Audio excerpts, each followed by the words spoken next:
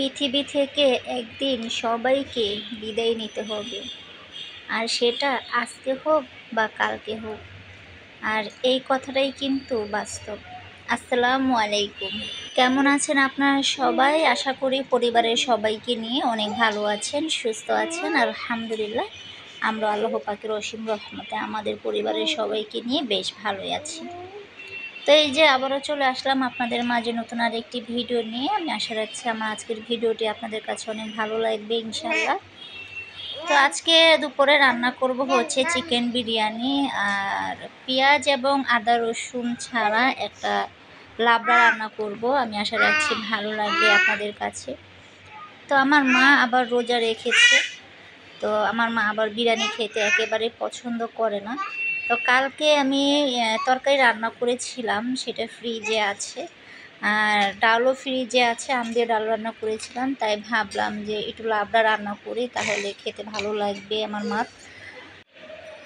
আমি কিন্তু এই লাবড়াটা মিষ্টি কুমড়া, বেগুন, আলু এবং পুঁই শাকের ডাঁটা দিয়ে ভালো করে কষিয়ে নিয়েছিলাম। নিরামিষ বা লাবড়া সাধারণত মানুষ যেভাবে করে রান্না করে বাসায়, সেম আমি আজকে ওরকমভাবেই লাবড়াটা রান্না করে নিচ্ছি। আর আমার কাছেও কিন্তু লাবড়া খেতে ভীষণ ভালো লাগে খেতে। আমি অনেক পছন্দ করি লাবড়া, নিরামিষ এই টাইপের খাবারগুলো। আর মনটাও আসলে বিশ্বাস করেন আজকে হঠাৎ করেই বেশি একটা ভালো না। আমাদের গ্রামে জানেন না কত মানুষ মারা গেল, আমি তাদের মুখটা শেষবারের মতো একবারও দেখতে পারছি না। কারণ আমি ঢাকাতে থাকি, আমাকে কেউ একটু খবর দেয় না যে অমুকে মারা গেছে, দেখবা কি না, আসো শেষ দেখাটা দেখে যাও। যখন শুনি তখন প্রচণ্ড আফসোস করি যে যদি কেউ একটু বলতো তাহলে আমি একটু যেতাম, যে শেষবারের মতো একটু দেখে আসতাম। তো আজকে আবার হঠাৎ করে আমার মার কাছ থেকে শুনলাম, আমাদের শ্বশুরবাড়ির এলাকাতে আমাদের একটা ঠাকমা আছে, মানে হিন্দু।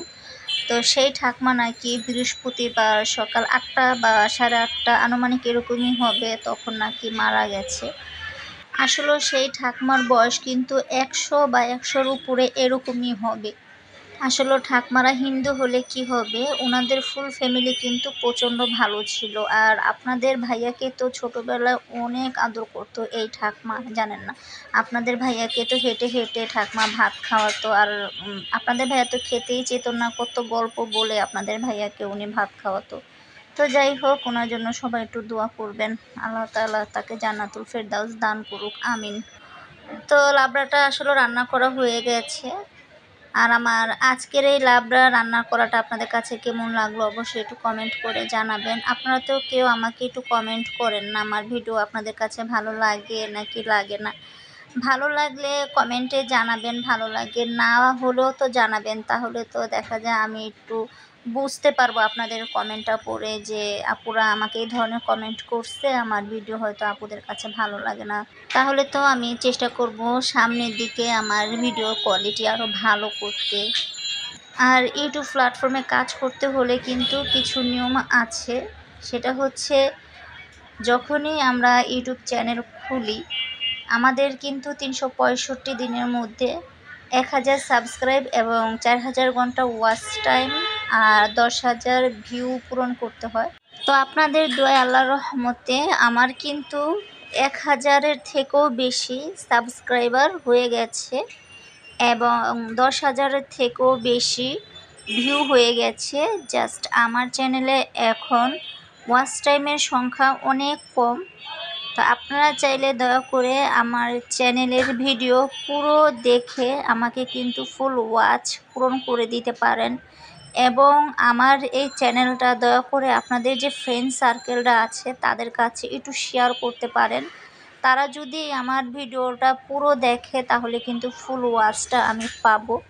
তো আপনাদের কাছে আমার এতটুকু রিকোয়েস্ট, দয়া করে আমার ভিডিওটা সবার কাছে একটু শেয়ার করে দেন, তাহলে আমার অনেক উপকারে আসবে। তো এই যে বিরিয়ানির মশলাটা ভালো করে কষিয়ে নিয়েছি, কষানোর পর আমি সেই কষানো মশলার উপরে দিয়ে নিলাম মুরগির মাংস এবং কিউব করে কেটে নেওয়া আলু। এটা হচ্ছে ব্রয়লার মুরগি। তো ব্রয়লার মুরগিটা কিন্তু কষানোর জন্য বেশি সময়ের প্রয়োজন পড়ে না, যার কারণে আমি মুরগির মাংস এবং আলুটা ভালো করে একত্রে কষিয়ে নিচ্ছি। এখন ঢাকনা দিয়ে কয়েক মিনিটের মতো আমি রান্না করে নিব। আমি কিন্তু এর আগেও কয়েকবার এসে চিকেনটা নাড়া দিয়েছিলাম, নাড়া দেওয়ার সময় আবার কয়েকটা কাঁচামরিচ দিয়েছিলাম। তো মাংস এবং আলু ভালো করে কষানো হয়ে গেছে। এখন আমি সেই কষানো মাংসের উপরে দিয়ে নিচ্ছি ধুয়ে নেওয়া পোলার চালগুলো। আজকে আমি আধা কেজি পোলার চাল দিয়েই মুরগির বিরিয়ানিটা রান্না করব। আর মাফি আজকে কোচিং থেকে এসে বলল যে আম্মু আজকে দুপুরে কি রান্না করবে। তা আমি বললাম সবসময় যা রান্না করি তাই রান্না করব, ডাল ভাত ভাজি তরকারি। বলো যে না আজকে আম্মু তুমি একটু চিকেন বিরিয়ানি রান্না করবে। তো আসলে ছেলে রিকোয়েস্ট করেছে, সেটা তো আর ফেলে দেওয়া যায় না। তো ছেলের জন্য এই যে দেখুন, ছেলের জন্য না বিরিয়ানি রান্না করছি, মাফিও খাবে, আমরা সবাই খাবো ঘরের চিকেন বিরিয়ানিটা। আর এমনিও কিন্তু আমার মাফি চিকেন ঘরে ভীষণ পছন্দ করে, গরুর মাংস করে, তবে গরুর মাংস থেকে চিকেনটাই ভালো পছন্দ করে। তো এই যে দেখুন আমি কিন্তু কষানো মাংসর সাথে পোলাও চালটা ভালো করে নাড়া দিয়ে তারপর একটু ভালো করে ভেজে নিচ্ছি। ভাজতে ভাজতে পোলাও চালটা যখন হালকা হয়ে আসবে ঠিক ওই পর্যায়ে আমি পোলাও চালের উপরে দিয়ে নিব ফুটান্ত গরম পানি। তো এই যে চালটা ভালো করে ভেজে নেওয়ার পর আমি দেখুন পোলাও চালের উপরে ফুটান্ত গরম পানি দিয়ে নিলাম। আসলে পোলাও বা খিচুড়িতে বা বিরিয়ানিতে একটু ফুটান্ত গরম পানি দিয়ে রান্না করলে সেই পোলাও চালটা কিন্তু খুবই দ্রুত রান্না করা হয়ে যায়।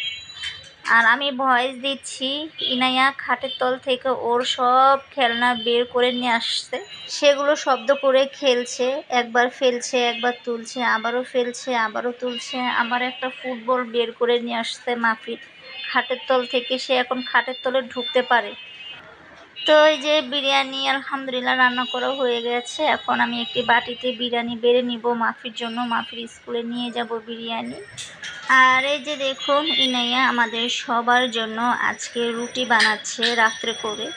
তো মাসখানেক আগে তো হবে, আমার খালাতো বোন কিন্তু ডেঙ্গু জ্বরে আক্রান্ত হয়েছিল, প্রচণ্ড অসুস্থ ছিল। আমি কিন্তু এর আগের ভিডিওতে বলেছিলাম। তো আমার মা আবার আমার খালাতো বোনের জন্য 2টা রোজা নিয়ত করেছিল যে আমার খালাতো বোন যদি সুস্থ হয়ে বাসায় যেতে পারে তাহলে আমার বোনের জন্য 2টা রোজা রাখবে আমার মা। তো কালকে একটা রোজা রেখেছে আর আজকে একটা রেখেছে, তো রোজা রাখা শেষ আলহামদুলিল্লাহ। তো আমার মা আবার ইফতারিতে বলছিল পরোটা খাবে, সেই জন্য মা আবার আটা গুলিয়ে নিয়েছিল। তো সেখান থেকে দেখুন ইনা আবার একটু আটার গোলা নিয়ে আসতে এনে ওই যে ওর ছোটো বেলুন ফ্রি কিনে দিয়েছি আমি চকে থেকে, তো সেই বেলুন ফ্রিতে করে সে আমাদের জন্য দেখুন রুটি বানাচ্ছে। তো রুটি বানিয়ে সেই কিন্তু কাঁচা রুটি খেয়ে ফেলছে। সে আমাদেরকে ভেজে খাওয়াবে বা সে নিজে ভেজে খাবে ওই সময়টা এখন তার হাতে আর নেই। সে একাই রুটি বানাচ্ছে, সে একাই আবার রুটি খাচ্ছে। আমি বারবার নিষেধ করছি যে কাঁচা আটা খেতে হয় না, পেটে অসুখ করবে, তারপরও সে শুনছে না। আসলে বাচ্চা মানুষ, আর বাচ্চাদের দেখবেন উল্টা কাজটা কিন্তু বেশি করতে সব থেকে বেশি পছন্দ করে। আর আমার মেয়েটা কিন্তু হচ্ছে আমার মাফির 11 বছর পর। আমি আমার উপরওয়ালার কাছে হাজারো শুকরিয়া, আমি আল্লাহকে ডাকতে ডাকতে আমার মেয়েকে আমি 11 বছর পর পেয়েছি। আসলে আল্লাহর কাছে শুকরিয়া করেও আমি শেষ করতে পারবো না। অনেক মানুষকেই দেখি বেবি না হলে কবিরাজ বাড়ি দৌড়াদৌড়ি করে এবং ডক্টরের কাছে দৌড়াদৌড়ি করে। আমার যখন বেবি হয়নি 11 বছর পর্যন্ত আমি কিন্তু কোনো কবিরাজ বাড়ি বা কোনো ডক্টরের কাছে দৌড়াদৌড়ি করিনি। আমি শুধু নামাজ পড়তাম আর আল্লাহকে বলতাম যে আল্লাহ আমার হাজব্যান্ডকে যেন আমি খুশি করতে পারি, তুমি আমাকে একটা কন্যা সন্তান দান করবে। তারপর একদিন হঠাৎ করে আমি প্রচণ্ড অসুস্থ, ডক্টরের কাছে গেলাম, গিয়ে আমি ইউরিন টেস্ট করে দেখলাম যে আমি প্রেগনেন্ট। তখন এই খুশির কথাটা আমার হাজব্যান্ডকে যখন বললাম, আমার হাজব্যান্ড তো অনেক খুশি। তারপর দেখুন আল্লাহ তাআলার ইচ্ছায় আমার ঘরে চাঁদের মতো ফুটফুটে একটা কন্যা সন্তান এসেছে। আপনারা সবাই আমার মেয়ের জন্য দোয়া করবেন।